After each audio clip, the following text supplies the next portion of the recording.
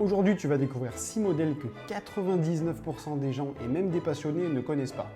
On va parler de marques très connues comme Cartier ou Audemars Piguet pour aller jusqu'à des marques que personne ne connaît. On va voir des modèles qui ont concurrencé des montres comme la célèbre Rolex Daytona par exemple. Même moi en tant que passionné, je me suis imposé pour cette sélection de découvrir tous les modèles dont je vais vous parler. Alors reste bien jusqu'à la fin car on va monter crescendo vers des montres totalement inconnues mais qui sont incroyables.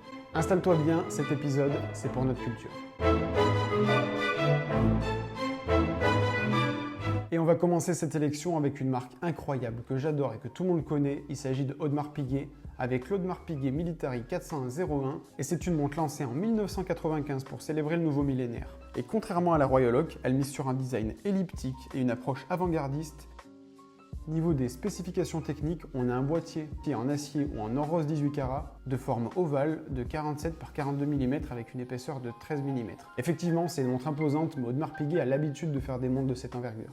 Côté mouvement, chez Audemars Piguet, c'est toujours d'une qualité suprême. C'est le calibre 4101 qui a donné son nom à la montre, conçu en interne, un mouvement de manufacture qui comporte 34 rubis, une réserve de marche de 60 heures et un rotor en or 22 carats bidirectionnel. Ça donne un mouvement qui est magnifique à regarder, on a presque envie de porter sa montre à l'envers. Moi personnellement, si je l'avais, je pense que je passerais mon temps à la retourner pour regarder le mouvement. Ce qui fait le charme de cette montre, c'est son cadran décentré avec un affichage squeletté. Des chiffres romains en or rose, une petite seconde à 7 heures qui couronne magnifiquement le tout. Côté étanchéité, ce n'est pas une plongeuse, elle est étanche à 20 mètres, mais je pense que cette montre-là, vous avez plus envie de la mettre dans des superbes soirées plutôt que pour aller à la pêche. C'est une montre particulière puisque le mouvement est inversé pour montrer des éléments habituellement cachés, le balancier et le pont par exemple. C'est décoré magnifiquement en côte de Genève avec un magnifique perlage et c'est une montre qui fusionne à la fois design et mécanique brute. Pour la seconde montre de cette sélection, on va en France. On va voir la marque Cartier et selon moi cette montre ça va être la plus connue chez les connaisseurs, mais ceux qui débutent à coup sûr vous ne la connaissez pas, il s'agit de la Cartier Drive. Et ça me permet de poser une question aux experts parmi nous. Selon vous, quelle est la montre qu'il faudrait présenter aux débutants? J'attends vos commentaires juste en dessous et bien sûr comme d'habitude, dans le respect, tous les avis se respectent. Et cette Cartier Drive, ce n'est pas une montre vintage puisqu'elle a été lancée en 2016. On l'appelle la Cartier Drive ou la Drive de Cartier qui vise une clientèle masculine, élégante et moderne. Son nom évoque l'automobile et la liberté avec un design inspiré des tableaux de bord vintage. Elle reste méconnue face aux icônes comme la Tank ou la Santos. Côté technique, on a un boîtier de 40 mm, mais chez Cartier, il faut vraiment regarder la forme puisqu'ils font beaucoup de montres de forme et il ne faut pas regarder directement toutes les specs. Pour le coup, on a un boîtier en forme de coussin qui est d'une épaisseur de 11,25 mm. Le mouvement, le calibre 1904 automatique ou manuel pour certains modèles pour gagner en épaisseur, est composé de 27 rubis et d'une réserve de marche de 48 heures. Le cadran, guilloché, chiffres romains, aiguille en acier bleui, petite seconde ou date selon la version, est tout simplement d'une élégance que seul Cartier maîtrise. On est loin des montres sportives à la mode, on est vraiment sur une montre très élégante, avec son boîtier en forme de coussin aux angles adoucis et son cadran guilloché qui rappelle le luxe discret de chez Cartier. J'aime appeler ça le Poyeux de luxury et je trouve que c'est vraiment la classe. J'imagine que tu connais James Bond, qui portait d'ailleurs cette Seamaster dans les derniers films et depuis Pierce Brosnan. Mais est-ce que tu savais qu'avant de porter une Submariner, James Bond portait une Gruen Précision? Et c'est aujourd'hui de cette marque que je veux te parler et précisément de ce modèle.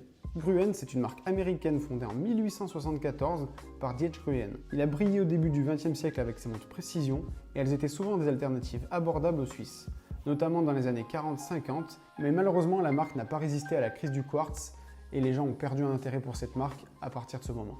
Côté technique, on a une montre à remontage manuel avec un boîtier en acier ou plaqué or d'environ 34 à 36 mm et c'était une taille typique selon l'époque qui revient d'ailleurs beaucoup à la mode en 2025. Le mouvement automatique ou manuel souvent basé sur des calibres suisses avec des réserves de marche d'environ 36 heures. Le cadran, simple, avec des index appliqués ou des chiffres arabes et parfois une date à 3 heures, tout dépend des modèles que vous trouverez. À l'époque, être au poignet de James Bond, tout comme aujourd'hui, ça constituait un argument de marketing très fort. Et c'était là la force de Gruen, ils étaient très forts en marketing et réputés pour leur fiabilité, ce qui faisait de Gruen une marque incontournable dans ces belles années. Pour la quatrième montre, en toute transparence, j'ai pas découvert tout simplement le modèle, mais j'ai aussi découvert la marque. Il s'agit de la marque Enicar et du modèle Enicar Sherpa-Graph. Pour l'histoire, Enicar a été fondé en 1913 et a marqué les années 60 avec la Sherpa-Graph, un chronographe destiné aux pilotes et aux alpinistes. Utilisée lors des expéditions comme l'ascension du Lost en 1956, elle rivalisait, tenez-vous bien, avec la Rolex Daytona à l'époque. Et malheureusement, elle a été oubliée aujourd'hui. C'est une montre au boîtier en acier inoxydable de 40 mm avec une lunette tachymétrique.